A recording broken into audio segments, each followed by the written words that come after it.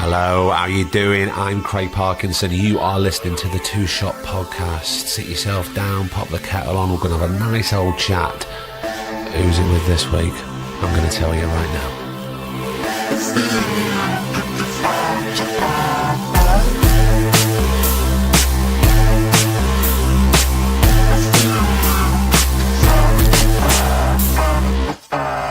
How the devil are you? This is the Two Shot Podcast. It's episode 43, and we leg it down to London to meet non-Londoner, Mr. Daniel Ryan.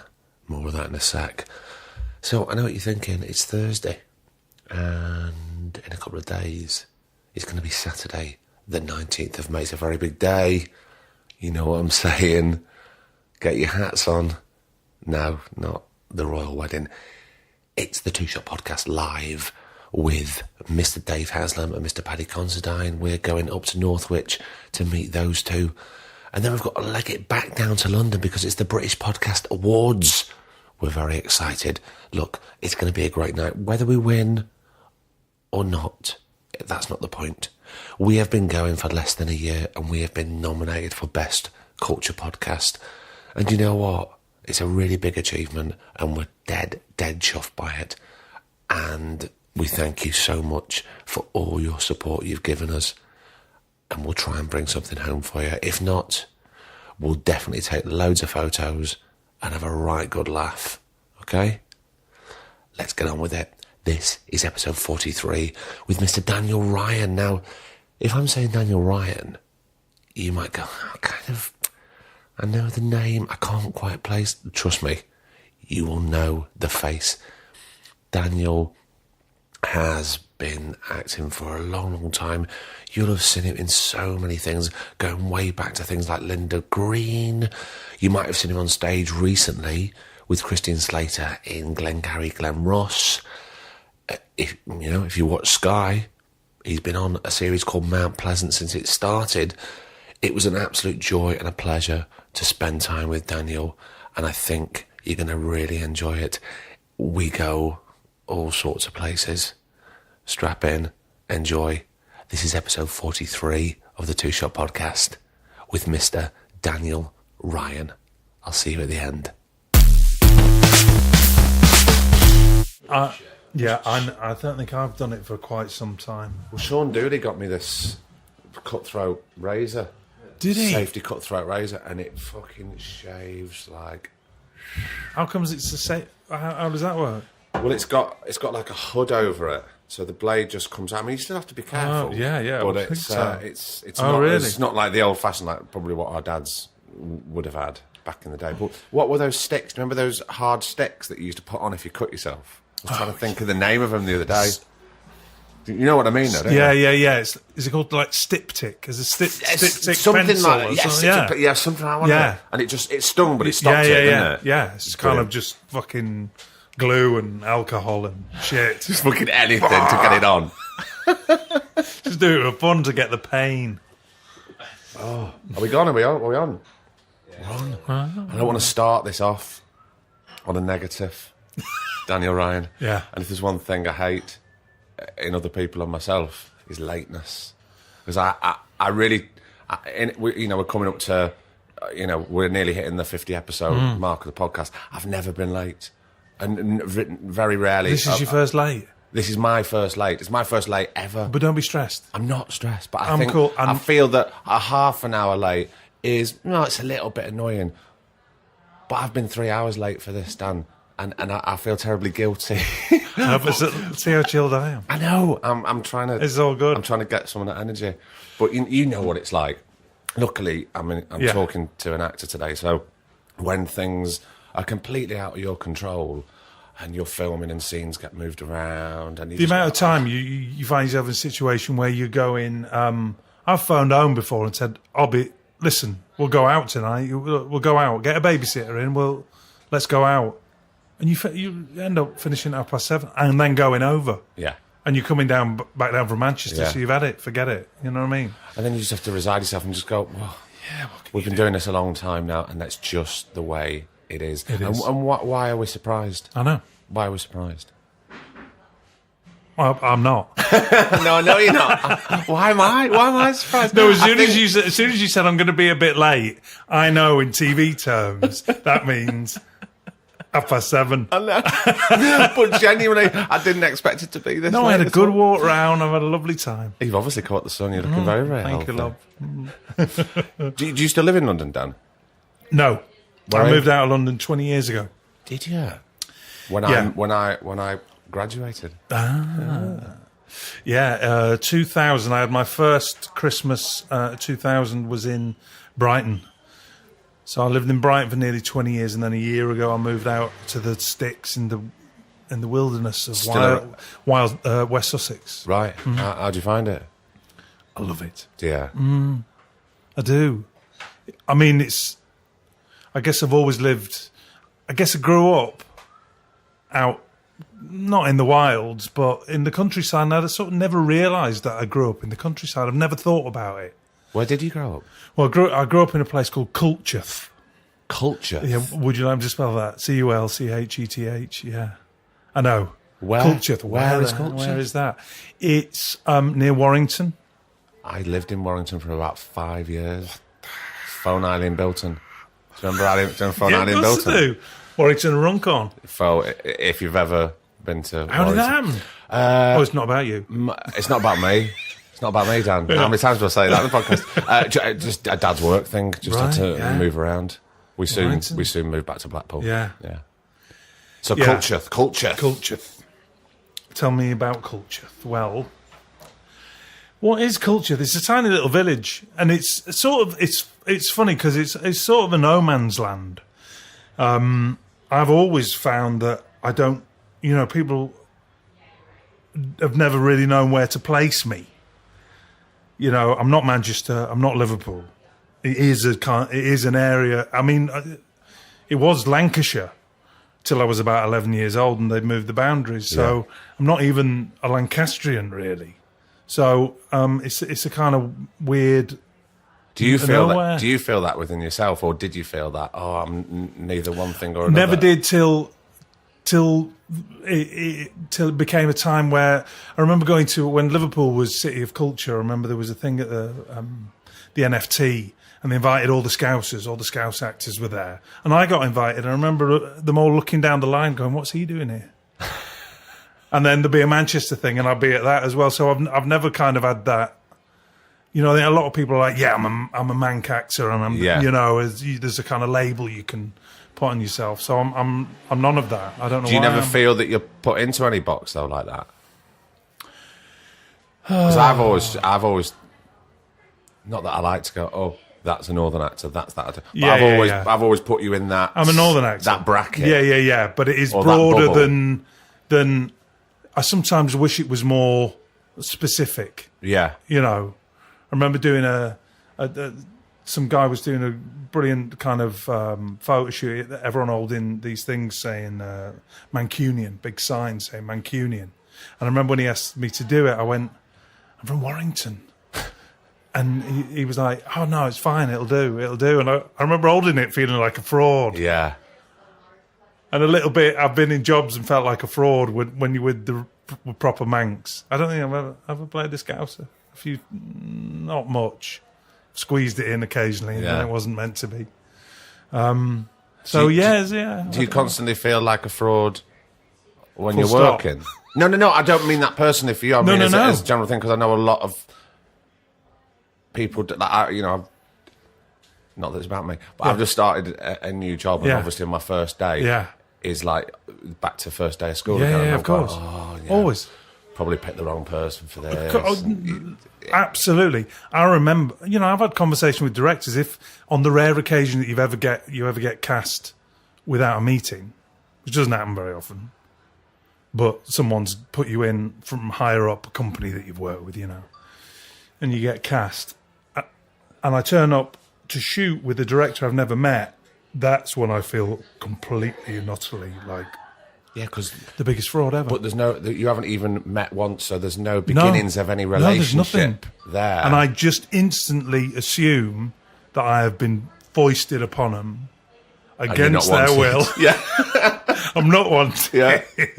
And I shouldn't be there. I think it's so so great that you say that it is so popular that Yeah, people do yeah, feel like. yeah, Because I know there's a lot of people who listen to this, loads of people who have nothing to do with the business who enjoy it, but there's a lot of younger actors and starting out or they're graduating, and they'd probably look at someone like you, go, I bet he doesn't feel like that. Oh God, no, And not it's at all. great to know that we're all It's humans. it's never changed, not once. I got dropped off out of a car on my first day doing a telly, Screen 2, when they made BBC Two made these films called Screen. God, I'm 50 now, and I've started to little look. one-offs. They were one-off films, always very jazzy cast, etc., etc. And I got dropped out of the car, and I remember just standing there going, I don't know what to do. I don't know where to go. Yeah. Am I meant to flag somebody down? I don't know anybody's name. And literally, the car drove off and parked up, and the driver went off and got his breakfast. I remember standing there going, I don't know what's going on here. And back then, before you were, when we were all like proper green, you just constantly sort of apologising for being in the arena. Completely. I don't think I really. I was thinking about this today. Obviously, thinking about having a chat with you. Yeah. Kind of stuff, and thinking that I don't think being nervous, I don't think being confident about. It's weird because in my head I know what I'm doing for a living. I know how to do it. I know one or two tricks, etc., etc. Know what your strengths but are. Why will the feeling of? I think it's having to prove yourself all the time, because we're all because you're auditioning all the time. It's like you're starting from day one, all the time. So you go up the stairs on one job, you get to the top of the stairs, you go, great, I've got to the top. That finishes, you're straight back down, and you're climbing back up. Yeah, totally. So, I sometimes find, I'll go for auditions now a time or two and just go, why are you shitting yourself? Why are you so nervous? You still get nervous in auditions? I still get nervous. Still. Yeah. And sometimes wildly nervous. And it's not, and that's not about the importance of the gig. Sometimes it's the smallest, a little part in a film, one scene, something like that. And sometimes I find I'm more nervous about that than if it's a big. That's harder. Which is harder, isn't it? The smaller it is, because you go. You can't. Well, I want to do it justice and put my spin on it, but if I do too much, then it looks like I'm fleshing something out that isn't there, and I'm going to look like a fucking idiot. Yeah. There's constantly all the little demons in you. How do you feel? Because I think just talking about auditions for a bit, because I know we've touched on it a lot. Have you noticed the change over the years about the preparation? How do you feel about that? Because it hasn't changed for theatre. No, although I did a self-tape for a job. I did a play in the West End over Christmas, and I self-taped for it. But the director was opening a play in Sheffield, so he couldn't be there. But I self-taped for it. And it's a rare occasion. It's a rare occasion. Self-taped for Sam Mendes for The Ferryman. And I worked with him. Does that differ for you? Doing a, I can't think for the life of me if I've ever done a self-tape for a theatre job, which I say they are rare. And but would you go at that in a different way to if you were putting something on tape for a telly or a film? No, but then that's not the performance you're going to give when you put it on stage. So in a way, what's the point? Yeah, but would you approach it as if you were auditioning for like the film of Glengarry Glen Ross or no? Although saying that, I guess with the David Mamet script, you're sort of able to do it a bit more. If someone was saying, come and audition for a Shakespeare on, or something. I suppose it all depends on the big, material. Yes, the material in it, yeah. I don't like it. I've resigned myself to the self-taping for tellies now. I think if it's a decent part, you should be in the room, no matter what. Is it because you like to meet the director? Well, because you're putting something on a plate and going, I don't know if that's what you want. But I've got 15 different versions of that I can give you. 'Cause in the and you room, need to tell me what we it, can what discuss is. it and see what you want. I mean, the amount of times, I went up for something last week and it was with a director in the room, and I thought, I haven't been in the room with the director for maybe 6 months, more, maybe a year. Everything has been a self-tape. I mean, I've done a couple of plays back to back, so I've been sort of out of the telly game a little bit. But it was kind of interesting being in the room with the director, and he said, yes, I like what you did there, but I think he's more of this. And you go, well, in a self-tape, who's told me that? Yeah, you can only put You can put one thing down. I'm putting. This is what I'm bringing to it. I know, and I don't know if it's right. So it's just going to happen that one of those, whatever. I mean, once upon a time as well, not very long ago, you may be one of 4 or 5 actors. Yeah. And you'd know who they were. You'd know exactly, I'm going to get it, or it's going to be Sean Dooley, or it's going to, there's a little list, and it'll likely to be one of you now, because they can just, I call it Tinder casting. It's like just swipe left if that's what you do on Tinder. I'm not entirely sure. Don't you play Corey with me, Daniel Ryan? Don't do that. But I always think you can get, you don't even need to speak, and they've already swiped left, and you've gone. You've gone. Now, I don't know. I've never sat in a director with a director watching a load of self-tapes. I don't know what they do. But in theory, if he can just get rid of you without having to go through the process. And I just think you should be made to go through the process, because he might have one thing in his head, and you come in the room and you give him something else, and suddenly he's like, oh, you've just opened another door in the script that I am the master of. I'm in charge of all of it, and you've actually opened a door that I didn't know was there. Which is exciting. Surely that's the process. Yeah. That's what it's all about. I remember telling the director in the room, he said, that's great. He said, I'd like you to do it. He said, but I shouldn't say that. He said, because, it's got to go through here, this, and the other. And I said, well, I remember what doesn't seem that long ago, being in a room and being offered a job by a director, and the producer was sat there as well. The idea that no one can get in the room at the same time just seems, yes, if it's American, if it's a massive project, if they're recceing in Budapest and they haven't had enough time, all of that. But surely just get us in a room together. But it is terrible that he said that to you. Regardless of whether you're offered the job or not, because I know that's happened to a fair few people. Yeah, and nothing, not even a no. Well, not also even a no. I know, but going back to that no thing, because I know you discussed it on this a few times, and we're all talking about it.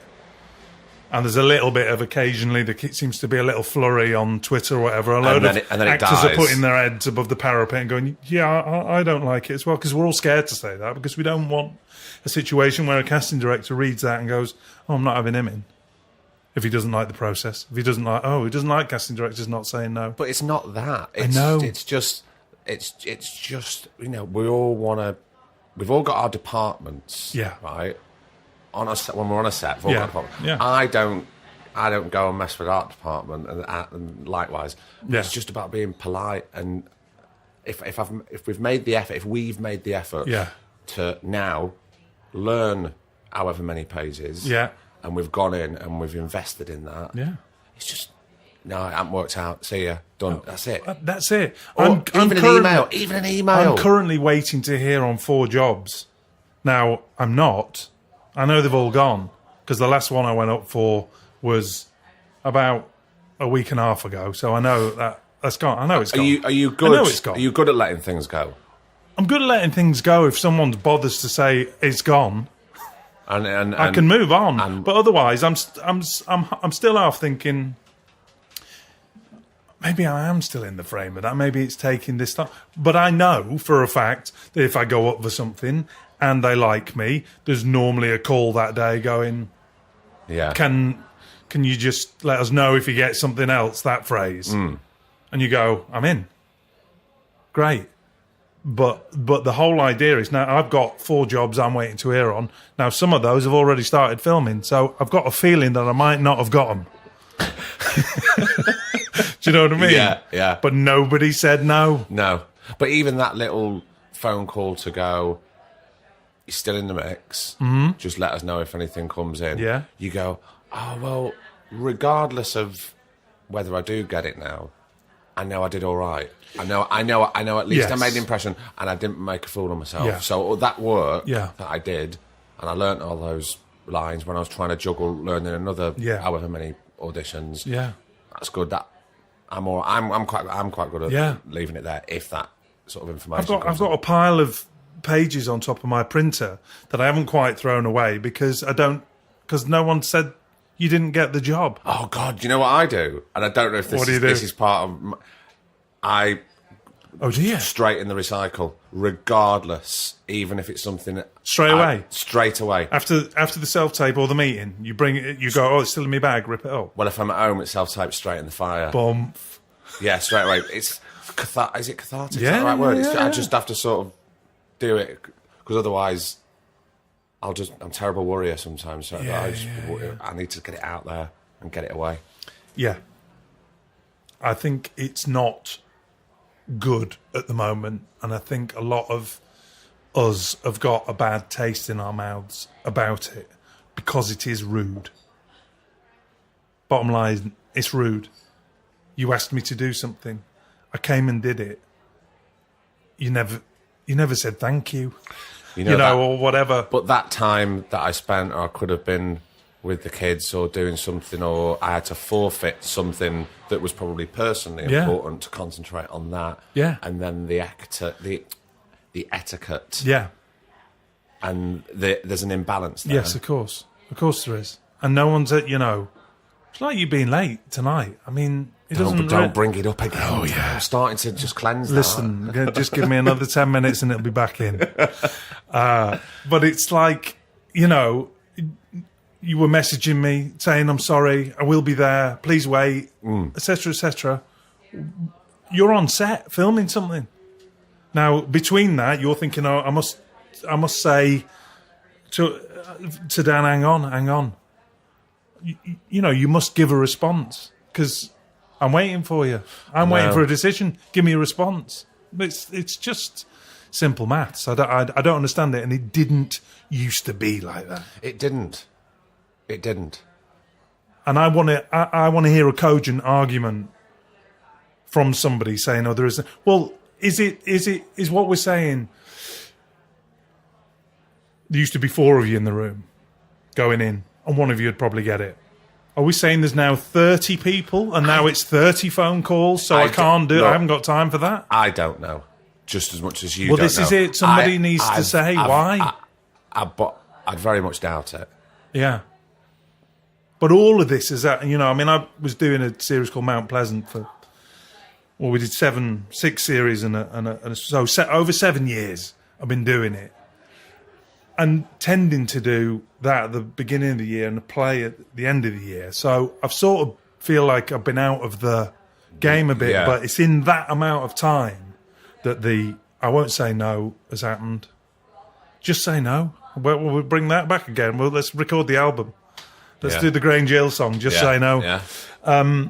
That's happened. And the 5:00 in the afternoon, can we see you tomorrow at 10:30? And can you know 7 pages? 14 pages, boom. That's all happened as well. And it's like, it's made me start to think that acting is a young man's game, or young woman, obviously,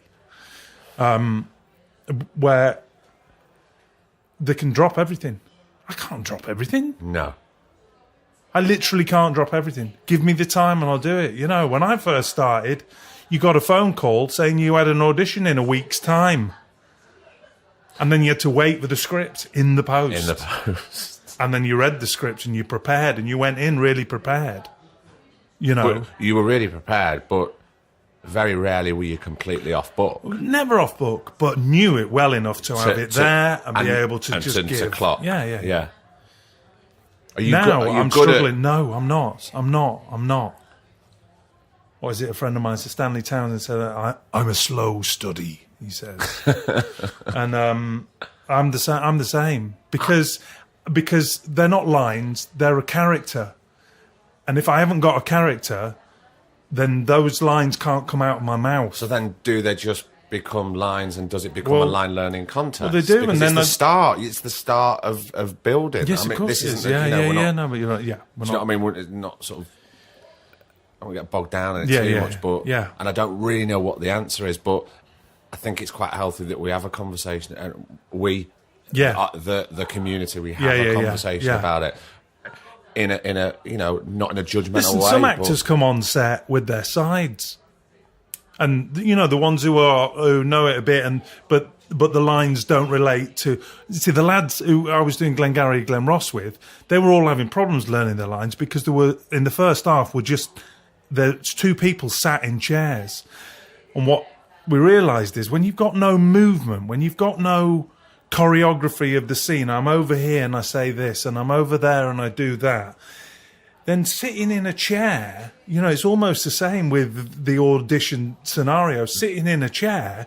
is a very your brain normally associates, so you feel boxed it's a path, you know what I mean? There's a pathway to where you're going, and I just think that it's a very stilted, difficult situation at the best of of times. Don't tell me I have to know the lines. Let me have them in my hand. I'll know them really, really well. I promise you, but I might need to flick down. I've done auditions where they go, "Can you put the script down?" I go, "No, I can't. I literally can't put it down." Right. Okay. And you see the disappointment. You go, "I haven't had enough time." And I just need it to...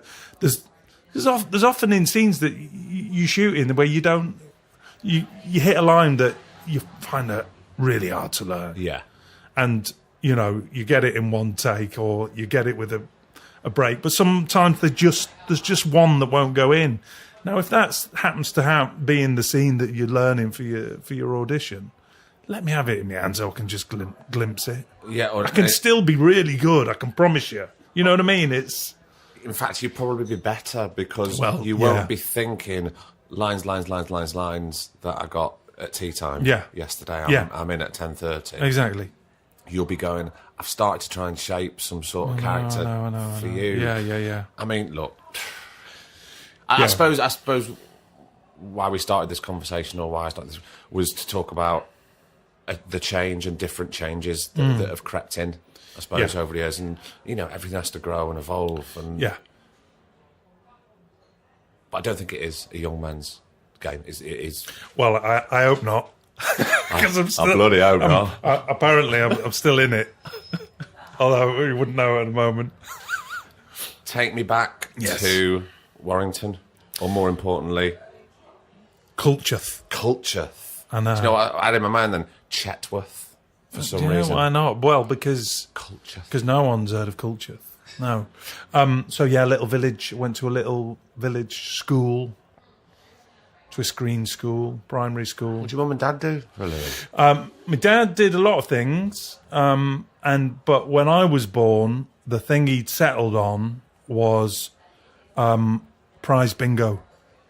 He had a bingo hall. Did he? Yeah. Well, not a bingo hall. Well, although it was a hall. It never was when I sort of became aware of it. But it started as a hall, and then that place turned into a shopping arcade in Lee, in Lancashire. Oh, in Lee? Yeah. Right. Yeah.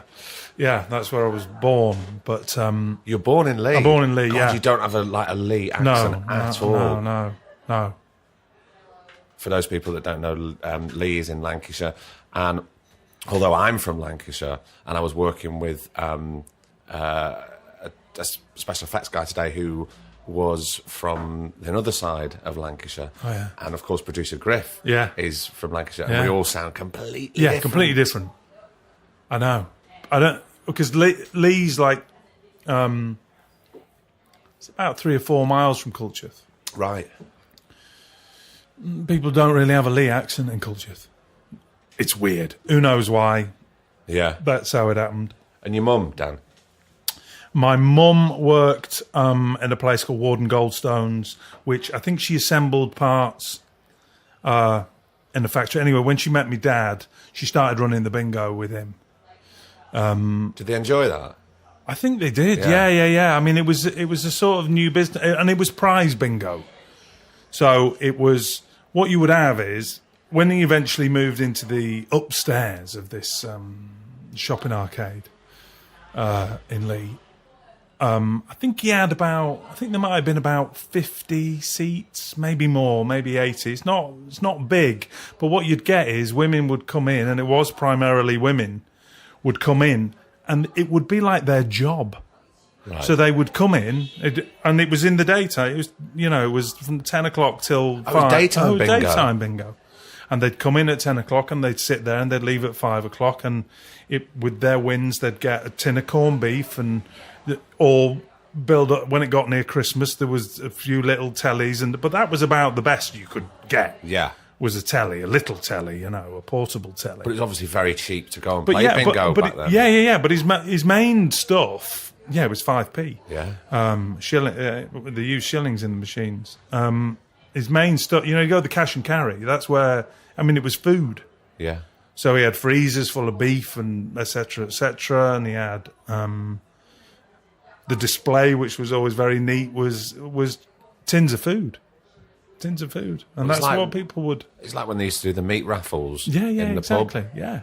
So he did that for years, very successfully, and he also bought the cafe downstairs. I say bought, leased the cafe downstairs, so had that as well. My nan worked in the cafe downstairs. And... yeah, that's what they did. That's what they did. My mum had a little shop for a while. I think she was bored of that. I don't think she was bored of it. I don't think there was enough for her to do. My dad had staff, so they had rented a little shop that sold like wool and school uniforms and weird stuff like that. Yeah, they were both, had working class parents, but I had quite. And again, these are things you don't ever think about till you're looking back and have a look. I had sort of quite a middle class upbringing because they made a few quid out of it, and we would go on holidays, and my dad had a Triumph Stag, and amongst other, cars eventually. Yeah. So we went on holidays, and I had a nice childhood. But they obviously grafted. They obviously sounded very busy. They grafted very hard. Yeah. Was it just you, Dan? No, I've got a younger brother as well. What's the difference between? He's 6 years. Right. 6 years younger. Yeah. So yeah, they worked hard, and then at the weekends I'd go and stay with my nan, and my two cousins would also go there. So my nan and granddad would look after us at the weekends. So my mum and dad had a nice social life as well, which was great. Cool. That's amazing. Yeah, it was lovely. And how was school? It was great. I loved school. Did you? I know. No. No, but I sort of it's sort of hateful because I've listened to this and some people have had some extraordinary. I think mine's quite dull. But on the flip side, we've also had people who had a really lovely school, a very happy time. I enjoyed it 90% of the time. I think it's to do with the fact that that's where I've always said to my kids, I said, why not, if they've ever gone, I hate school. Go, why do you hate school? That's where your mates are. You can stay here and not be with your mate and hang out with me if you want. Mm. But if you want to be with your mates, they're all at school. So if you don't want to go to school, you don't want to be with your mates, and that's how I used to feel about it. Why would I not go? That's where I had a nice time because my mates were there. And how did you get on with education? All right. Yeah. You're a good student? I don't think I was brilliant. I was sort of middle of the road, I think I was okay at everything. I had to apply myself quite hard. I was good at English. I had a good imagination. Terrible at art. Terrible at anything, any of those things when you go to high school, metalworks and woodworks. I mean, rubbish. Really terrible. I have no craft abilities like that at all. Did you throw yourself into it, or did you put a block on? Or did you give it a good old go? No, I would try and just realise that, it's not... It's not for me. It's not for me, and I still keep trying. Oh, dear. My wife's super manual. I mean, she was... Until we had our little lad, she's a welder. She's an architectural welder. Wow. So she's artistic and she can turn around to anything. You know, she's fixing our windows at the moment. I mean, and it's That's a nice balance in your household, though. It totally is. It totally is. It's completely right. Yeah. You know, but wrong if you want to be able to do something like I do. If I want to feel emasculated. I know. I know we had an argument today about how to fix a gate because I had a theory and she went, no, it's not going to work. And I went, I know you're right because you know how to do these things, but I had an idea. Please go with it. It's got to realize the fact that's just not your area of expertise. No, it's not at all. It's not at all. So yeah, school was great. School was, I enjoyed it, but I had to try. Nothing came easy. And there was stuff I couldn't do. Maths, we have a massive joke in our house about my maths. It's like, I don't know if there is a form of sort of numerical dyslexia, but I mean, really, I really struggled. And then I stopped going to maths. What, like bumped off? Yeah. Yeah. I just literally stopped going completely. We would go to a mate's house and listen to records. What, all the group of you that found it completely difficult? Yeah, just three of us. Yeah. I think the mate was bunking off quite a lot of less. I think you'd find if you went and knocked on his door, he was bunking off quite a lot. He was only good at art. And so yeah, we'd go and listen to a lot of listening to The Doors, to be honest. The Doors, but I was a rocker, to be perfectly honest. Were you? Yeah. What kind of rock were you listening to? Motorhead, DC. Oh, you're quite heavy. Rainbow. Yeah, so I covered all of it, yeah. As long as it had a musical structure. You still vibing that now? I can still... I mean, well, the thing is, that was my thing was I got into music quite heavily at that age and had a band and... Oh, did you play? Yeah. Well, I wrote songs. Did you? Yeah. Well, I had a guitar teacher when I was probably maybe 8, 9, 10, around that Was that time. something that you asked for to learn the guitar? Yeah. And he was... Now, I don't know if this is true, but I think he was the guitarist on Gordon is a Moron, on John's Gordon is a Moron. Really? Yeah, John Shuttleworth's. Yeah. But I've never met John Shuttleworth to ask him. And if I look up Jeff Hill, who is the guy who taught me, great rock hair, he had that Brian May hair. Did he? Yeah. But I think he was never a part of the band. I think he was a session. So I think anyway, he'd say, bring a single with you. That's a musical record. For those who don't know. 2018. Yeah. So he'd say, bring a single and I'll teach you how to play it. So that's how I learned music. I've never been able to read music, but he taught me chords. I knew the chords. Not all of them. Not like Guitar John. So you weren't just learning something that you had no connection with. No, it was learning. Bring a single that you like and you could try and learn it. Yeah. And then I'd spend a week trying. I'd come back and he'd go, how'd you get on? And I'd try and play it, and I'd play it with him. He had his, his electric guitar, and I was on a little classical... God, that's got to be exciting for a kid. And Oh, how old brilliant. were you? Like 8? I was so 9, I think. I'm not very good. It's really interesting. And if I think about it, I'm not very good with remembering ages. I don't... Just moments. Yeah, I can't think when things were. But it was about 8, 9, 10, something like that. And did that carry on, the guitar? Yeah, it did. Until I got a synth. I begged and begged. I had posters of synthesizers on my walls. Really, really wanted a synth. Did you? And my mum and dad bought me a synth when I was about 16. A Korg Poly 61. Did you get down with that? Oh, I loved it. Did you? I loved it, yeah. Did you find that hard to learn? No, not at all. No. It was kind of... I wish I'd followed it through a bit more, the whole... I was going to say, because it sounded that things are coming quite naturally to you. Yeah. Well, yeah, it were. And we did gigs.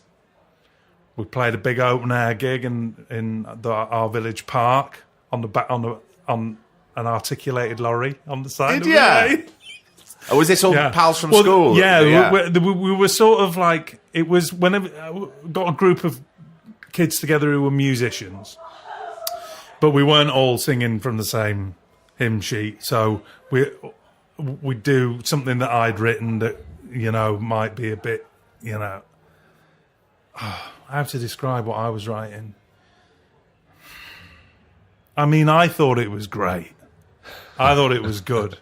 You know, A Bridge Too Far was one of my songs, and everybody knew it in the school. Really? Yeah, because they'd come to these gigs and would play it, and I remember having a tape, which I don't have anymore, and, you know, doing that thing of not singing the last word of the chorus.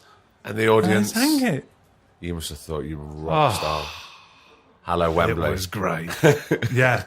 So that band then changed into another band, Darker Than Shark. Darker Than Shark was the second band. Well, no, the first band... I can't remember what the first band was called. I can't remember. And we fiddled around with a couple of other things. Ipso Facto was an absolute classic. I can't believe I'm even saying those words. You'd be surprised what words come out on here. Dan. And then we settled on Darker Than Shark, which was when that was a whole new lineup, and we were cool then. Was it acrimonious, the split of the first band? No, the first band was all right. It just sort of petered out. We were all very I think a couple of the lads were older actually, so they left the school. So that there was a natural, and Roland, who was the guitarist, he was very into lighting, so he started lighting our gigs. Right. So for Darker Than Shark. For Darker Than Shark, yeah. So I was writing song after song after. I mean, I had a real ability. You know, the two things I was sort of good at was French and writing songs, not the two together. But there was obviously, it must have been a very similar part of my brain that was able to, I don't know, put stuff together. I don't know exactly. I don't know. It was obviously stimulating for you. Yeah. But were you influenced by other artists when you were writing songs? Or? Well, we got compared in the Lee Journal. We got compared to Simple Minds, which I was very cross about because I wanted us to be compared to you two. Sorry, Jim Kerr, if you're listening. He's a big fan. He's a big fan. So that was a shame. But yeah, I worked hard. I worked in a petrol station from 14, serving the petrol. You know, we had 3 pumps and serving the petrol in all weathers, which is why I think that's why I don't ever get cold anymore, because I think I got so cold as a teenager that it's never, you know, when you're on set and they go, do you want to walk coat? No, it's fine, I'm fine, I'm good. And also, we're from the north. Oh, we're from the north anyway. Yeah, but we were on this petrol station was on the coldest corner ever. People would get out of the car and go, "Whoa, God," you know, and it would take me all day to warm up after working there. And I worked there, and the money that I made there was what I used to hire the scout hut, so that we could have band practice in there. And how long did Darker Than Shark go on for? Well, we went on till I got into drama school, and then I had to make the horrible decision of whether to carry on.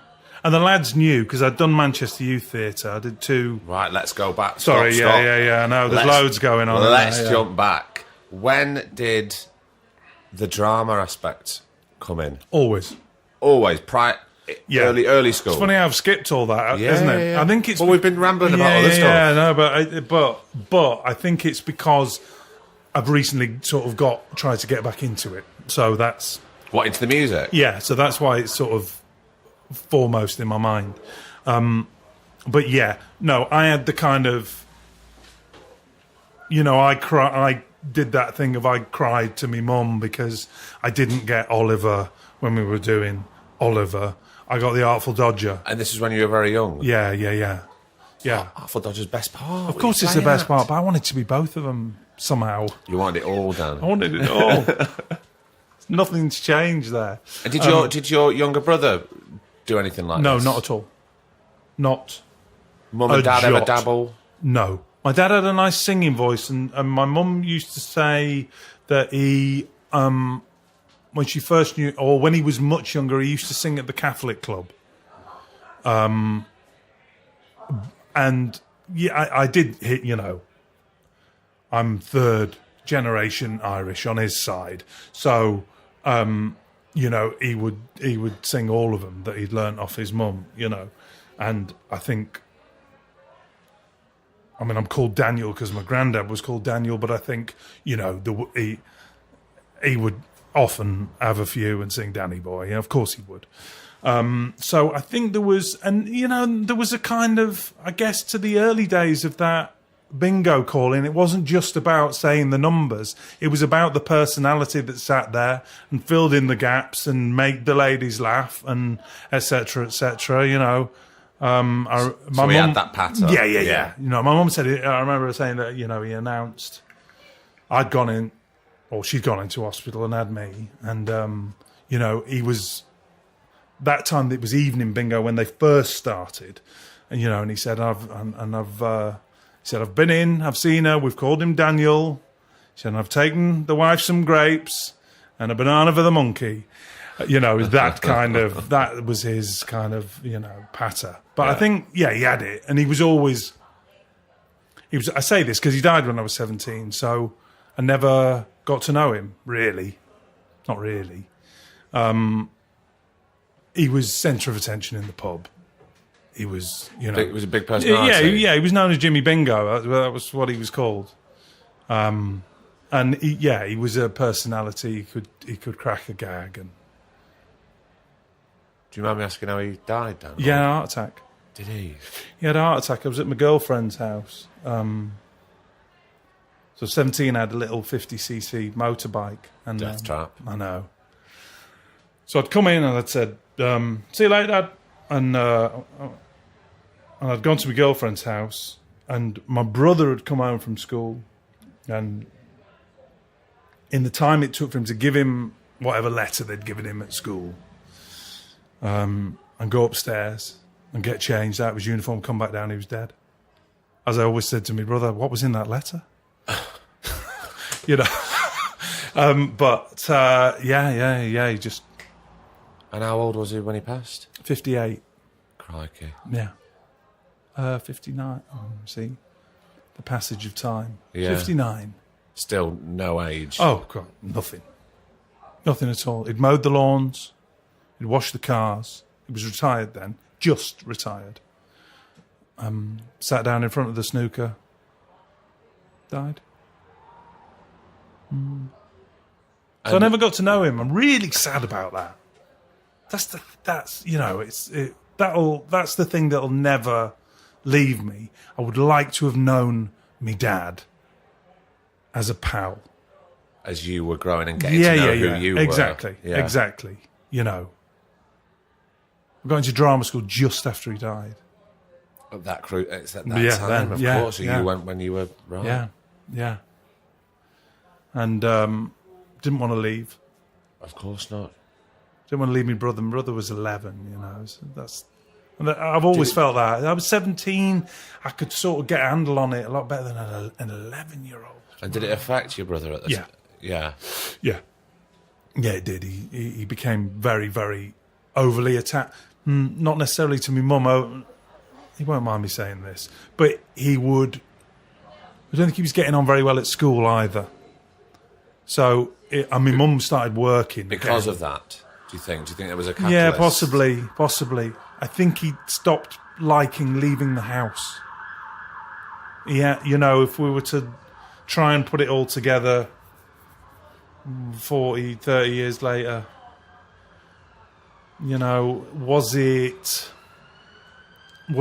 did some kind of childhood agoraphobia come on because of it? Because the house was, a safe place. Yeah. But also, if I go away from the house, am I going to come back and find someone else dead?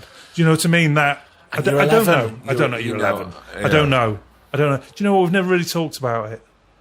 Haven't you? No, we haven't. Do you have a close relationship with your brother? No. I wish we were closer. We live very kind of separate lives. We top pals. We take the mick out of each other when we see each other, but we're not. You know, there are some brothers and sisters. They're on the phone to each other. You know, and they meet. Don't do that so much.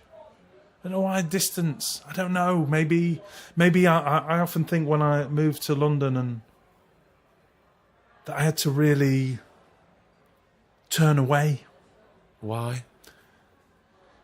Because there was too much. I think if I'd have thought about it too hard, you know, I didn't want to leave in the first place. I felt like, oh, my brother's lost his dad, and now he's lost his brother. Because I was gone down the road, and I didn't want to go.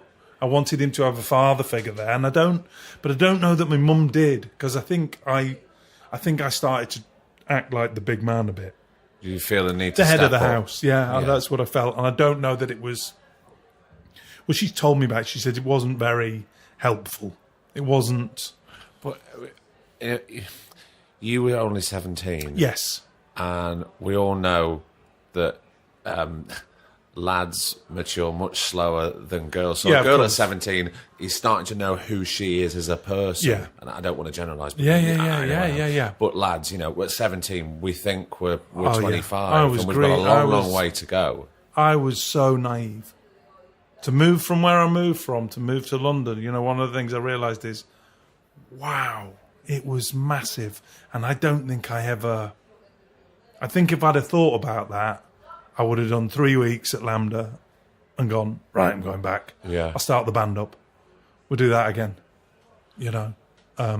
So I think I had to, you know, and back then, the digs where I lived didn't have a phone. So I phoned my mum on a Sunday night from a telephone box.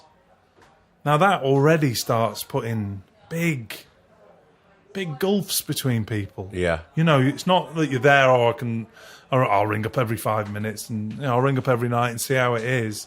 You know, we had a time that I would go and ring her from a telephone box, you know, and speak to her. And maybe during that time, I don't know, I don't remember particularly talking to David, my brother.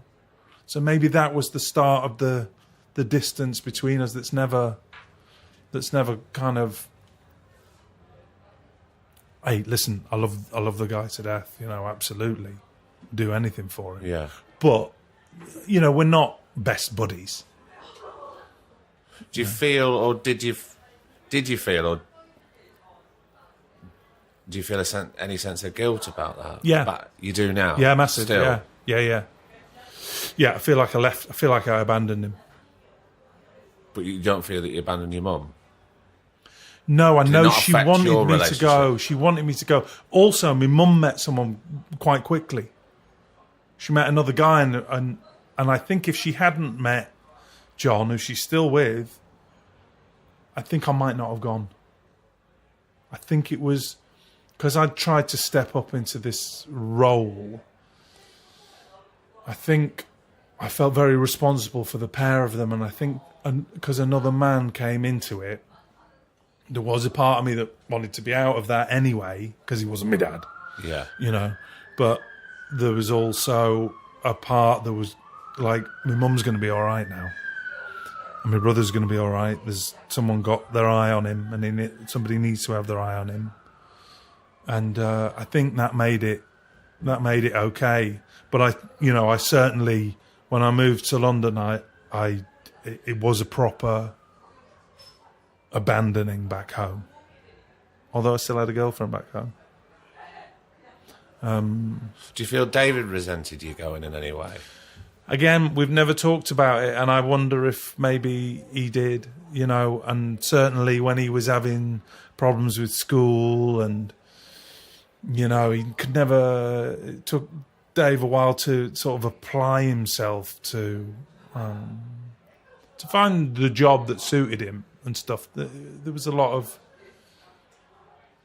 everybody, certainly all my relatives, you know, I think all eyes were on him, were on David, to make sure he was okay. So he was mollycoddled quite a lot. Right. I think he would would know that. So he got away with a lot of stuff that he probably shouldn't have done.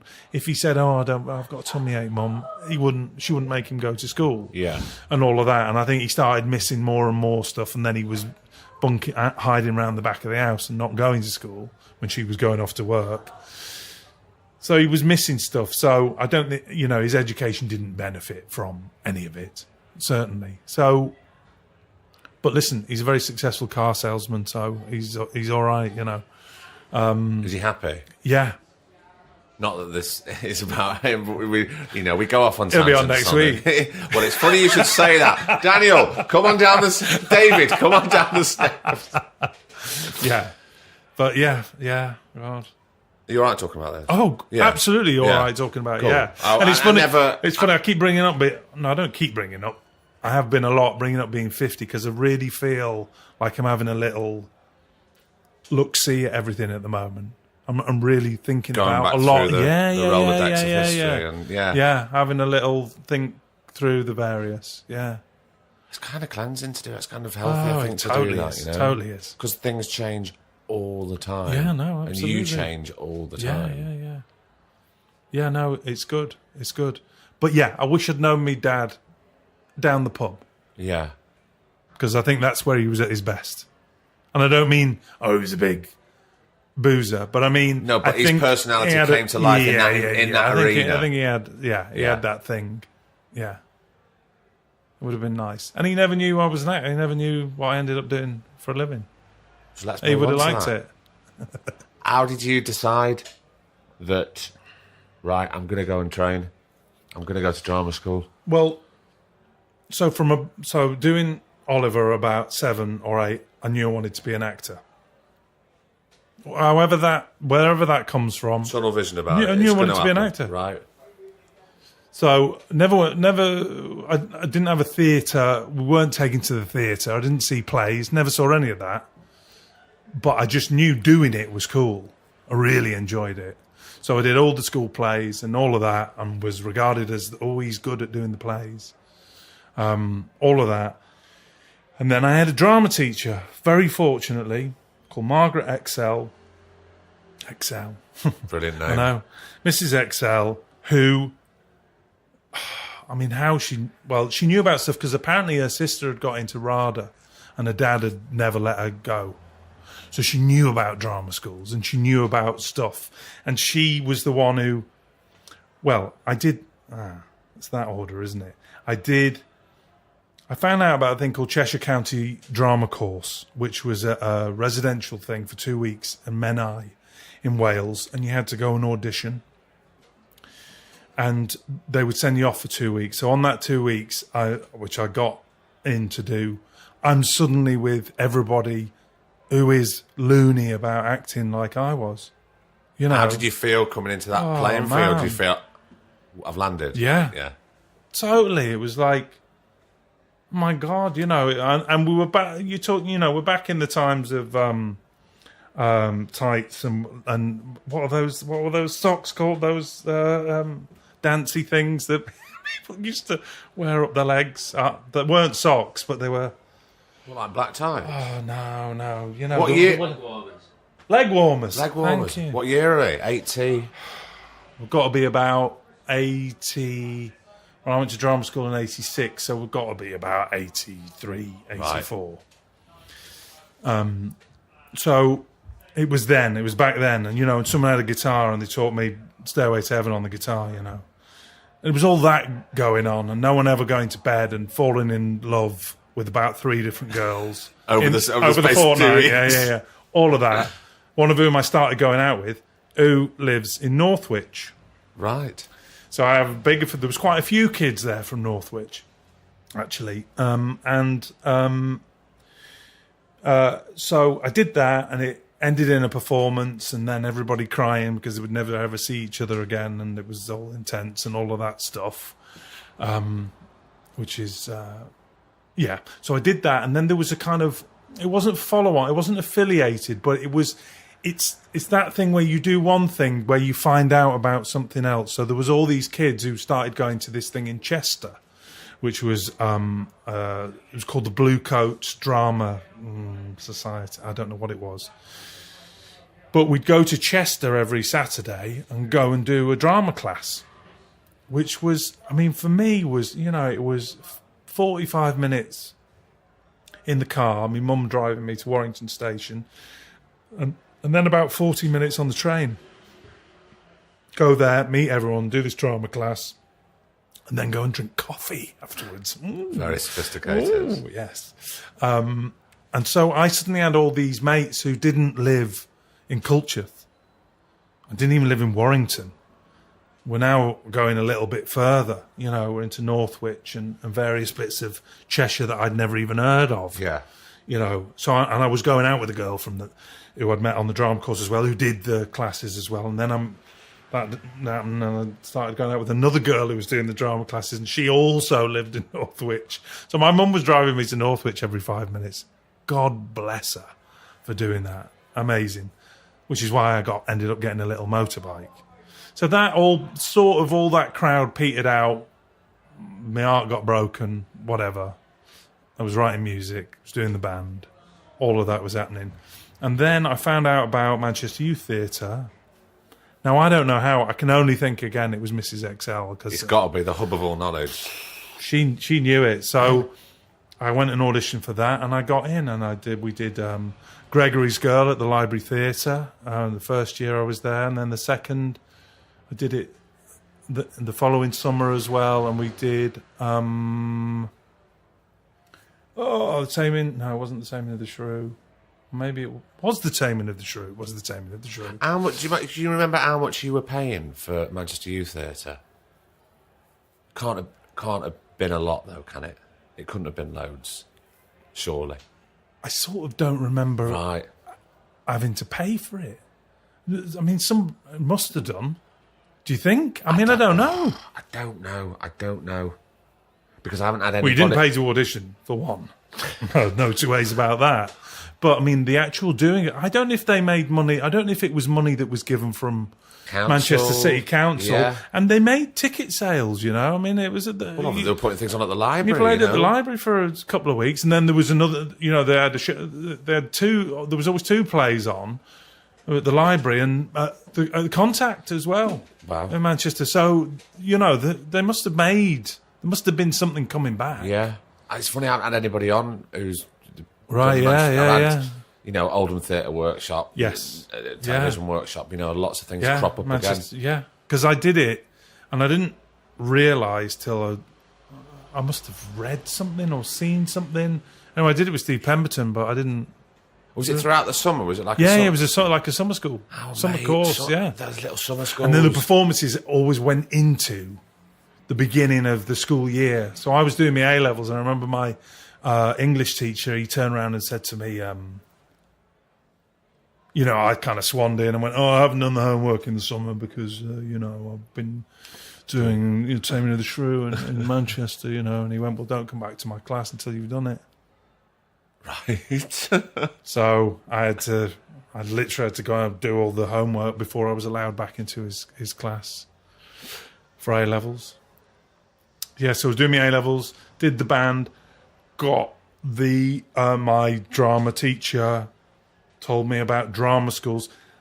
I'll go back a little bit because at about the age of 10, I was so into the drama stuff that my mum, and this is we kept going to the library. I remember going to the library to try and find out about these things, and my mum found one drama, and I think it was the Barbara Speake School of Acting that was in Acton back then, and she said, "Do you want to go? And do you want because you could be a boarder and all the rest of it?" I said, "Oh no, I don't want to go. I don't want to go." Oh my God, no! But she was like so behind me. They were always completely behind me, and I just think how brilliant of them to do that because all of it seemed so far away. Yeah, how they, but they just went with all of it. So drama schools, how incredible they were, so supportive. Oh, I mean, absolutely brilliant. Absolutely brilliant. So, I think I applied to 4 drama schools. Lambda, RADA, Mount View,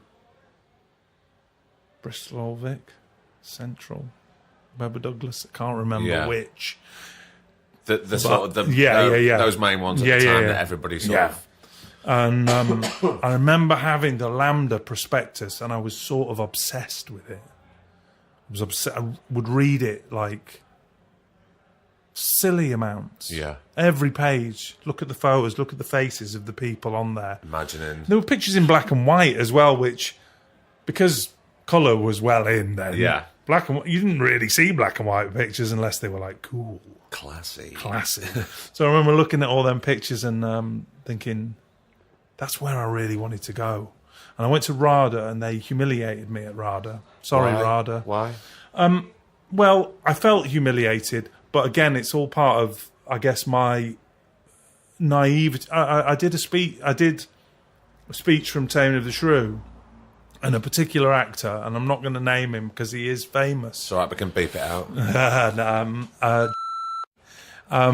Asked me how I would play Kate, and I said, "Well, I wouldn't. Why would I play Kate? I'm a fella." Yeah. And I remember him just sitting back in his chair and went, "Okay, thanks very much." I remember thinking, I don't understand why you would ask me that. Yeah. Because I didn't have I didn't know anything. And it's a perfectly legitimate question. Now I look back at it. But it wouldn't have crossed my mind. But still, It was a girl's part. You know, it's a bit of a trapdoor Yeah. for a 17-year-old Yeah. who's come, you know, already Yeah. bags of pressure coming down from the north to completely, big yeah. London. Yeah, and there's yeah, all yeah. other people Big auditioning in this gaff. Yeah. Who probably at that time you went, I don't know if I belong here. I know. Isn't this for the Yeah. posh people? I know. I totally was Sort that. of feel really out of place. Totally was that. that. Couldn't have helped. Yeah. And then, so I auditioned, and I don't remember my auditions very clearly. I don't know why. But anyway, I obviously did them. But they're a bit blurry, aren't Yeah, they? Because yeah. you're so jacked up Yeah, on adrenaline yeah, and nerves exactly. and pressure. So I went to RADA, I went to Lambda, I went to Mount View. I think there might have been 6, actually, that were paid for. And my auntie paid for them. Did she? Yeah, it was like a Christmas present. That's a bloody good Christmas Yeah, present. no, though. it's good. Because even was really good. Even in mid-80s, Yeah. it was still something. It's still, completely. I mean, it's not obviously what it's obviously not what it is now. Yeah. But back then, Yeah, it's all balancing it because completely. it still would have been quite expensive then. Yeah. And I got in at Mount View. I got offered a place at Mount View. Didn't get RADA. Didn't get another one of them. And the other 2 I didn't go to because Lambda phoned up and offered me a place. So I didn't go to the other auditions because the train fare was too much. Yeah, of course. You know, you've got 2. What do you want? A whole set? Yeah. You can sit there and go, I don't know which one I'm going to go to, you know. So I thought, I want to go to Lambda. I want to go to Lambda. And, so the whole world changed when they phoned up, you know. Yeah. I remember my mum, I think my mum had a call, or maybe was I not in? She had a call and I had to call them back. To see what they wanted. Yeah. We're just leaning close to the mic, don't Yeah. we? We'll sort the noises out. And yeah, it was Maggie who was the head of whatever she was. Not the head of admissions, that was one of her many jobs. But yeah, she said, you've got in. And everything changed at that second. At that time, were you automatically given an eligible... Good point. No. Or was I?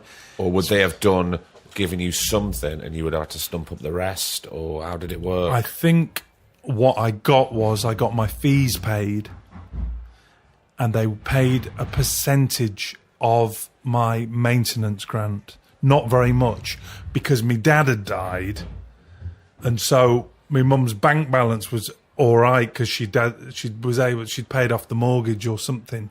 But anyway, it looked like we had a couple of quid. And it was actually a transient amount that was going here and going, you know. Yeah. So maybe it was actually just the fees. the fees, and I think maybe I had to have the maintenance myself. So me and my mum came down on the train. We'd given it 1 day to find somewhere to live. Because it's just that easy. It's that easy. And I'd remembered that there was a shop window in Hammersmith. This is how little I knew. There was a shop window in Hammersmith that had loads of rooms advertised in it. And we went to that and had the Evening Standard, which used to have. I did. Yeah.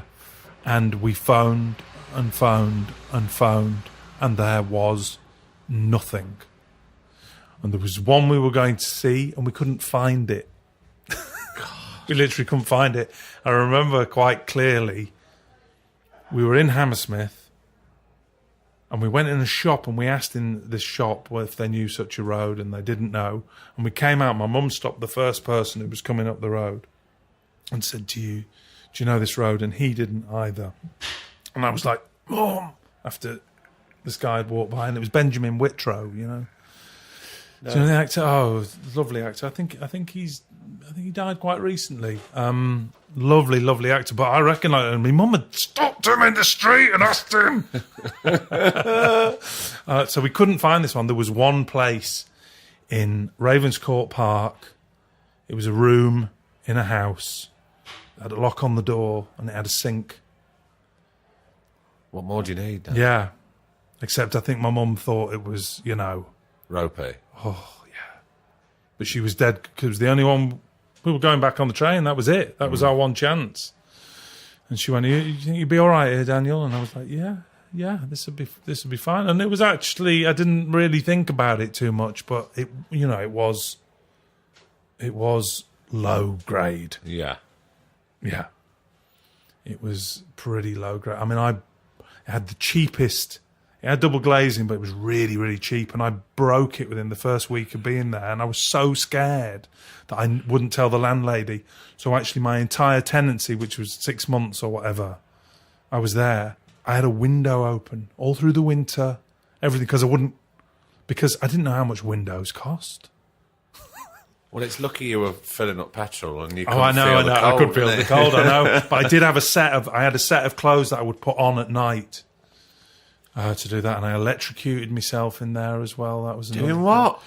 Well, I dropped a fork, my little treat on a Friday night. Don't say down the toaster. Well, near enough, a 3-bar fire. So my little treat on a Friday night was to get a Chinese chicken curry and rice. And I would take it and I'd turn on my little telly, and I put the food onto the plate. And put the plate on the bed because it was a bed sit. That's what it was. Yeah. So I put it on there and I dropped the fork into the fire and I just went and grabbed it. And I shot through the air. And the worst thing was I landed in my chicken curry. Oh, gutted! So I'm kind of vibrating and probably lightly smoking. No, I don't know if I was lightly smoking, but in my head, yeah, I was. I'd never felt anything like it before. And if it was a cartoon, you definitely would have been. Absolutely, I would. But then the scraping what I could get off the, I didn't know anything back then. I didn't know what hummus was back then. Everyone was eating hummus at Lambda. Oh, mate, I still don't know what hummus is now. I do. Yeah. Yeah. So you had you got on well at school. Yes. At high school. You had a great time. Yeah. It was nice. Yeah. Did that carry on at drama school? It did. No, it's funny. I had a really great time at drama school. I loved it. I think in retrospect, what I feel was that I was possibly not strictly it was that I was too young, but it was also I was too naive. So I carried on. Well, it is a place of education, of course it is. But I remember trying to please every department. Your Alexander technique in. You're thinking about whether you're breathing in the right place and where your voice is, and all of those things that weren't things I ever thought about when I came in raw into a room and did a speech from Look Back in Anger. Yeah. And I think I spent 3 years trying to make all of those bits work that I think I sort of let anything that was instinctive and natural. And, I remember them telling me that when I talk, I spread my fingers quite wide. And they went, it's very distracting. And I thought, and it was a thing, that's what I do. What you start realising as you get older is you've got a USP, and that's whatever that is part of it. It's. And I remember doing a show, and they said I was playing a military in it, and they said if you're not going to stand up straight, we are going to give you a corset. You need to be up. So I spent an entire play, much ado about nothing, thinking about whether I was standing up straight. Now that's not their fault. They were giving me an arsenal of stuff, but I think I was so busy thinking about it all that when I left, I think I was like, I had to sort of put myself back together a bit. How was it when you left? And did you think about that time that did you think during those 3 years, I'm busy trying to please all these departments and all these people, am I pleasing myself? Or is that something that was on reflection? Never thought about that. Never thought about whether I was pleasing myself. I think if I'd thought of that, then I might have had a bit of... But I didn't have any fight back. I hear about... Someone was telling me about a kid... Not a kid. He's gone in as an older student, as RADA recently, and, he's lived and he's done a bit, and he would bite back at certain stuff and go, I'm not doing that. That's not helpful to me. And I never had that, I don't think that's useful to me. I never had that. Also, you didn't know who you were, really, because you were 17. You were maturing and discovering who you were. Absolutely. So I think... in reflection, I should have got in when I was 21, let's say, and I would have just had a little bit more about me. But if you could change it, would you? No, exactly. No. And I knew you were going to say And I'm that. not knocking the school, I'm not knocking what they did. I had a brilliant time at Lambda. It was a brilliant training. We went off on tour for 6 weeks. In Holland, the whole year gets split in two, and you go off for a term. You do the same play. You didn't go there, did you? No, I didn't. I didn't. But you know about it. Well, I know because Lee Ingleby went there. Yeah. And you go off and you tour, and you put up the set in a different theatre every night, and you do the play, and you take it down, and you go home, and that kind of stuff. You just can't. That's absolutely brilliant. It's brilliant. Yes, it's absolutely brilliant. So, do they still do it? No, I don't think they do. I don't think they do. There's other things now. They go to other places. Right. But this, the tour that you did, there was a particular term that you did it, and you stayed in Centre Parks. That was your base. And then literally, Holland is amazing for theatres. They have, I guess because everything, was bombed. So, like, every little town has got a massive theatre. And it's subsidised, and everybody goes. We're just a drama school doing Animal Farm, playing to 1,200 people. You know what I mean? Astonishing. So that was amazing. And and then did the old audition. Well, I was going out with a girl in my year, and we were playing Beatrice and Benedict. And did you end up going out because of that, or was it? No. We were already going out. Yeah, and then they cast you. Yeah. So we did this together, and she got 12. She got risky. She got 12 letters from agents. And I didn't get one. Oh, this is in the final. Oh, man, yeah. Right. And we lived together, and they're coming through the door, with the stamp of the agency on the envelope. I'm going to the letterbox. You got another one. You got another one here. She got 12. She went to meet 12 agents. I didn't get any. And then we got to the final audition morning, and one agent came up to me, and he was renowned for being not great. And he came up to me afterwards. But I had, astonishingly, along with 3 other lads in my year, auditioned for Players Cast at the RSC and started work. So I crossed over with leaving Lambda. I was already... I think there was a week crossover. And I think my last week of Lambda, I got a paycheck from the RSC at the end of that week, which was I mean, it really was when they gave you the slip with the little tear around the edge. Yeah. When they were coming around giving everyone a letter, and I was thinking, what are they giving us? What's this? And I opened it and saw there was money, and it was like, what the fuck? More money than you'd seen in 3 years of, yeah. Man alive, but all I was doing was the same thing I was doing a week before. And now someone was giving me money for it. Can you just go back and just explain to anybody listening who wouldn't understand, and I don't mean this in any sort of way, what players cast means? Oh, yeah. So you basically get hired to be Messenger 3 and no part. And one of the lads in my year got, Jason Fleming, actually got there's a little speech at the end of As You Like It. I think Jacques Du Bois, whatever, and he got that part. So he had a speech. I remember being quite jealous of that. But I primarily got in. David Thacker was the guest director that year, and he was doing Pericles, and he was the one who got me in, because I don't think certainly back then, I think there was a type of actor, and I don't think I was a really sort of classical actor. So I got in with him because I think he saw that I had a bit of something. And so I was Fisherman 3, and there's loads of little parts. And you might have a line, you might not have a line. Yeah, exactly.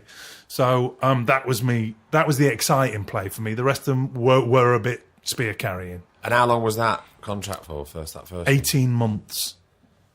Yeah. And it was amazing. And I remember sitting in the auditorium. Such a clear memory, this. Sitting right up on the upper circle where I'd sat 5 years earlier on a school trip going to see a play in Stratford. And it was never like, oh, this is where I want to end up. Yeah. It was never that. But the whole idea that I was sat there being paid to be an actor, I had a bit of a crisis, because all I'd ever wanted to do was be an actor. And now I was one. So I'd sort of fulfilled my ambitions at 21. And I was sat there going, now what happens? That's all you've ever wanted, and you've got it. But the whole concept of, and then I want to play this, and then I want to play that. There was never that. I never had my long game was, if you work hard, you might get the chance to be an actor, and I was one.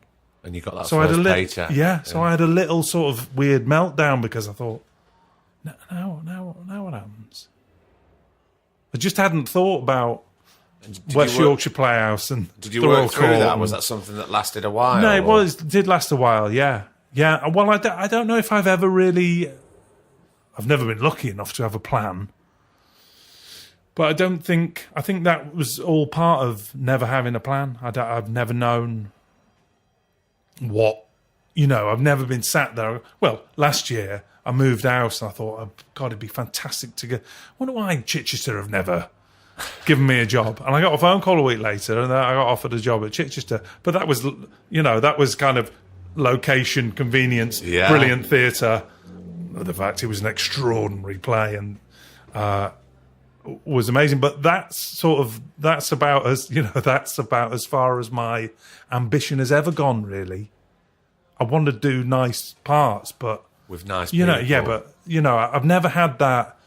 The world will see my Hamlet. Yeah, of course. Which I think a lot of actors do have. I think a lot of people do have that specific a drive. Well, sometimes you read it when you're specific in publications, and you're reading interviews with actors, and some naff old journalist comes up with, what are your what's the part that you would most desire, and they give you a list of like 5 other things. Yeah. I want this, I want that. Yeah. Mine's King Lear. But has been since I was 15. Has it really? Yeah.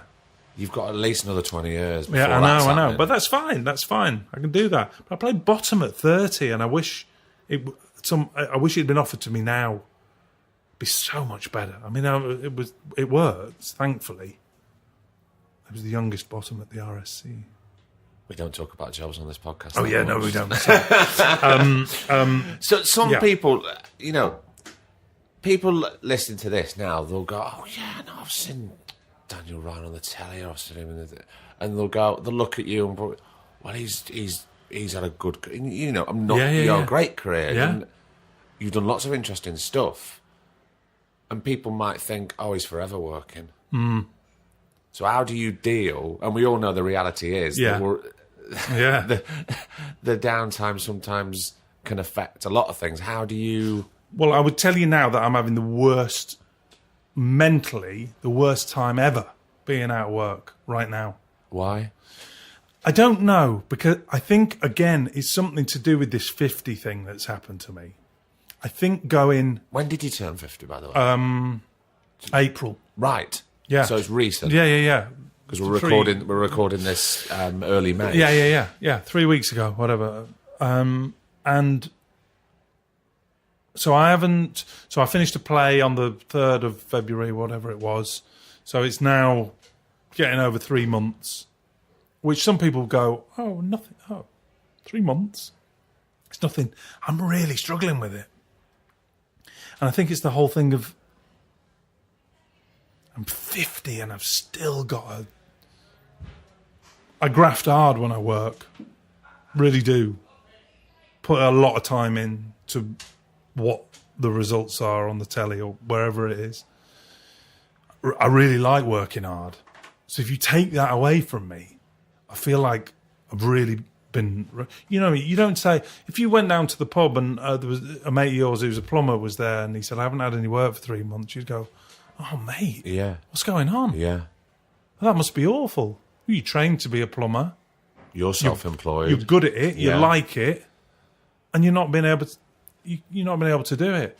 I'm not being able to do the thing that I really like, and I feel like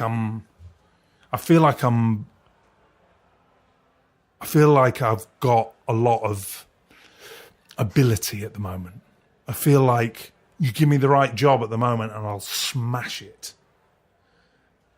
And not being able to be given that is really, really hard. It's really frustrating. And I think because I have been very lucky to work a lot, I have. No two ways about it. But I've had 6 months out here and I've had 6 months out there. But I think a lot of my younger, I did a lot of commercials. I was always doing something. Did a lot of plays that toured for a year and a half, stuff like that. So I've been in work a lot, but I've worked hard when I've been there. Yeah. So not being able to do it right now when I feel, I hate sort of saying the height of my powers. I don't know what the right phrase is, but I feel like I could really deliver something at the moment. And also, you've been doing it a long time, and also you've just turned 50, so that it's culminating in a lot of things. Yeah. It is, and the feeling that you're back to square one again. It's just there comes a point where you go, do you know what? If somebody said to me, "Here's a job, it's good pay, you can do it, it'd be quite good." I was cleaning the patio the other day, and I was literally thinking, I wonder if I could set up is there a patio cleaning business? Look at the state of that patio. I've done a bloody good job. I've done a great job here. People would pay for this. And I've quite enjoyed it. All right, the sun's shining, whatever. How lucky I am to be here doing it. But I've cleaned it, and it looks great, and I've delivered. Is there a business? I want to be an actor. Yeah. Just let me be an actor. But for whatever reason, and we never know because we all sit in it from time to time, the phone's not... it's not like I'm going up for tons and not getting it. I'm going up for bits that I could do easily. If you phoned up and offered them to me, I'd go and do it and it'd be fine. And, I could deliver. but there's no meat coming in. Where's the meat? And there's not a lot of it either. So, people sit there and go, well, there's Netflix and there's Amazon and there's everybody's making programs now. YouTube are starting making their own content. I was reading today, and you go, well, surely there should be more work, but why it stops? What am I doing wrong? Is my agent the right agent? Well, they have been for, the last 15 years. So what? I suppose that's what you're saying mentally, because this has been very hard for these 3 months. Yeah. Everything starts to spiral out of control, Yeah. and you start asking loads of questions. Yeah. Because you can't vent to anybody else. Yeah. It's that sense of control that you'd think after all these years, I know, we would, I don't want to say be at peace with, but certainly have a greater understanding yes, of the uncertainty. Yeah. And, when you're dropping the kids off at school and people go, oh, you're working, whatever, oh, nothing. Oh, you're all right. How'd you cope with that? How'd you deal with it? And you go, oh, it's fine. When really I should stop them and go, do you know what? It's an absolute nightmare. I'm having a nightmare. Give me something to do. Yeah. Give me something to do. There's always something to do, of course. It's why I was saying I've recently, I've just bought myself a little keyboard and I've started trying to write some music again to try and be creative. Yeah. I've phoned a mate up, a writer mate, and said, I don't know if you ever collaborate with anyone, but I've got an idea, and we've developed an idea, and we've got that out with someone at the moment who's looking at it. It's so healthy to do that. I know. I've started writing. I've always been good with words and rhymes and all the rest of it. I've started to try and write a children's book of me daft sort of rhymes and trying to do all that, which is great, and it takes me out of it for a while. But at the end of the day, it's 5 to 6 and the phone's not rung. I'm not. Yeah. I want to act. I want to act. I want to. That's what you've got to have, isn't it? Yeah. Yeah. It's I remember working with an actor who was was also worked for an insurance company. Anyway, and he'd spend his entire lunch break on his computer and doing stuff because that was his main job. And maybe he wasn't such a brilliant actor, I don't know. But he had a fallback, he had a thing he could do, and I've always been very jealous of that because, man, I am rubbish at everything. Well, you don't have a plan B? No. And I don't really do many voiceovers, and I don't really do many radios, so you know what I mean? Yeah. It's that I've got to do it. Yeah. Just down the bare bones of making a crust. But also, there's obviously a want and a need and a desire to do it. Yeah. Yeah. Because I can sense that from you. Yeah. I don't really ask questions per se, as you know, but I want to end it by asking 2 questions. Yeah. Genuinely, honestly, have you ever seriously thought about going, no, I can't do this anymore? This is the closest I've ever been to thinking that. I'm having days at the moment, bad days, and you talk to my wife and she's leaving me alone a bit. Having days where I go, I can't have done the amount that I've done and some good stuff, some stuff to be really proud of, and stuff that people have enjoyed, and I know they have. Because people on Twitter and whatever, something will be repeated and they'll let me know, and you go, oh yeah, That's of course flirting, that, that's nice. which is great. It's lovely to have done that, and then when you get a phone call and they go, they're saying, oh, it's a good part, and it's not a good part. It's a little part that I would expect to do when I come out of Lambda. Yeah. You can't because it's someone of my age, but he's got 3 lines in a scene. Can you go in and self-tape for it? Can you go in, sit with the casting director so it can get sent off to be tindered? Do you say no to that? Or do you suck it up and go If in? I can find anything in there that's playable that might be interesting to play, then I might go in. But at the moment, I'm saying I'm not going in very often. I left the play last year because I didn't feel like it was gonna. I didn't leave a play. I was meant to do a play, and I pulled out of it before it started because I didn't feel like it was going to make me happy.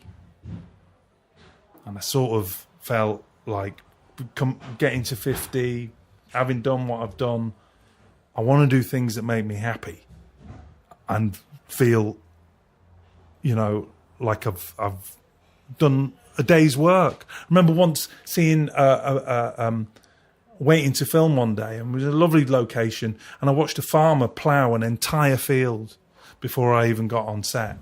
And I thought, now that's work.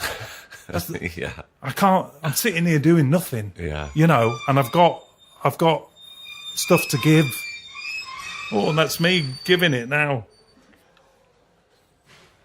I've got something to give, and I just feeling like I think it's, hey, we're all expendable. It's not expendable, but it's just feeling like it's day one again. It's just not. It's not making me very happy, And I guess that's the. Hey, listen, if I got a phone call tomorrow and I got offered a really nice series and it was a lovely character, all goes. Hey, we wouldn't be having the conversation that we're having now. But I think it's great that we're having this conversation. But I think right now. Because I know I'm not on my own, and I know we don't like to talk about it with each other, because we're all trying to. Evidently, people do, because they come on here and talk to me about it, and it still blows my fucking mind that they do. And I'd say a lot. I can't tell you how much I appreciate that people come on, and this is the longest we've ever spent together. Yes, isn't it? Yeah. And people probably listen to this and go, "Oh, they know each other." Go back, yeah. I know, but it's amazing the amount of people that come on who I don't know. Yeah, and we can talk openly, honestly, in such a safe place, because it is important. Yeah, it is. No, it's really important, and it's what listen, I'm listening to. I was listening to Sean Dooley. Yeah. The other week on the train when I was coming in, and I was thinking, and he was like, and I know Sean really well, but I didn't know all the stuff that I found out about him. Yeah. Really interesting, and he was like, well, I was out of work for 8 months, and I'm going, yes! Someone else has been out of work for a long time who's a really, really good actor. We all think, the grass is a bit, those lot, you work all the time. Yeah. I don't work all the time. And do you know what? I should work all the time because I trained to do it, and I feel like I'm quite good at it. So I should. Dan, do you ever listen? I listen to the radio pretty much from when I put the kettle on in the morning to when I go to bed. Yeah. You know Marianne Hobbs, the DJ? Yeah. When she interviews people, and I'm completely stealing something from her now because it really touches me every time. She always ends her interviews and she asks, "Are you happy? Are you happy?" God, that's quite a big pause, isn't there? There's quite. I would say at the moment, I'm not. That's completely honest. I feel like we've got some personal things going on. Kids. I'm a divorced dad, so I've got a 19-year-old, a 15-year-old, a little 7-year-old. So I've got some personal things that are tricksy. My career is not great. Not really. And, and if I want to look in the dark, well, maybe I'm past my best, but I don't feel like I am. So, for all those people who are getting kicked out of their jobs and getting, all those ones who are in, I'm not going to say the name of a certain store, but in what they call DIY shops, there's an older generation in there, doing their thing. I'm not ready for that yet. I've got more to do. So it's just that. It's frustrating when I feel like I've proved myself. So I don't know why I have to keep doing it. Dan, I know. it's an unanswerable question. Yeah. But But I really hope you enjoyed coming on. Oh, no, 'Cause really. I really enjoyed spending time here. It was brilliant. Yeah, no, I've wanted to have a little troll through this stuff. It's nice. It's very, very good. And I'm really, really chuffed you came on, man. And I'm so sorry I was 3 hours late. Thanks for turning up, finally. Daniel Ryan, love you. Lots of love. Thank Cheers, you very man. much, man. Cheers, it's been great.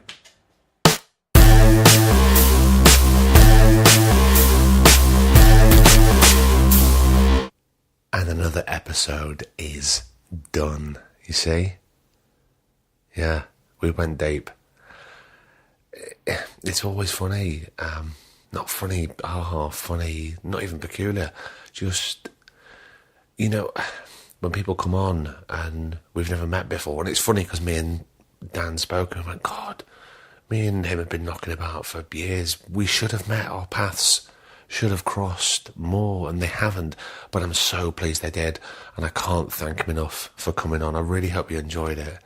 Thanks so much for subscribing and joining us and being so supportive as you are. We can't really do these things without you. I mean, we can. It'd be a lot less fun, but we're thrilled that you're with us on the journey. Look, that's all I have to say. Enjoy the rest of your week. I'll see you back, the usual place, the usual time, next Thursday. Until then, take care, stay safe. I've been Craig Parkinson. He's been producer Griff. And this has been the Two Shot Podcast. And I've got a little frog in my throat. I can only apologise. Take care. The Two Shot Podcast is presented by me, Craig Parkinson, recorded and produced by Thomas Griffin for Splicing Block. Our brilliant music is courtesy of Then Thickens. Cheers.